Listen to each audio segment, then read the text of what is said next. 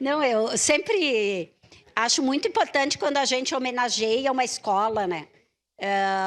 Não poderia deixar de falar da importância da Zélia. Também conheci, num debate que nós tivemos nas regiões sobre a Casa da Mulher Brasileira, lá na região norte, eu conheci também a filha da Zélia, a Carmen, uma pessoa atuante até hoje, uma pessoa que se orgulha muito da mãe dela, né? E nós, como professoras e professoras do município, sem dúvida, achamos importante, vereador Lucas, esse tipo de homenagem. Pena, né? Muitas vezes a gente não consegue fazer as homenagens que gostaríamos. Uma parte, vereador. Por todas as restrições, o número de homenagens aqui, mas só de escolas que comemoram seus aniversários e que a gente precisaria valorizar, são várias, né?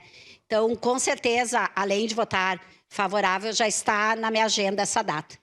Sua parte, vereador. Obrigado. Só para fazer jus, vereadora Rose, quem me provocou, e vereador D'Ambros, que foram quem se manifestaram até agora, quem provocou para fazer a homenagem é uma professora, amiga, companheira nossa, a Eva Márcia Borges, que é moradora vizinha da escola Zélia, ali do Santa Fé, e, enfim, tá lá na escola há algum tempo e me contatou falando da possibilidade, né, dessa homenagem bonita e justa. Então, os louros, né, são da Márcia, nossa amiga e companheira, e homenagearemos essa escola. Muito obrigado, vereador.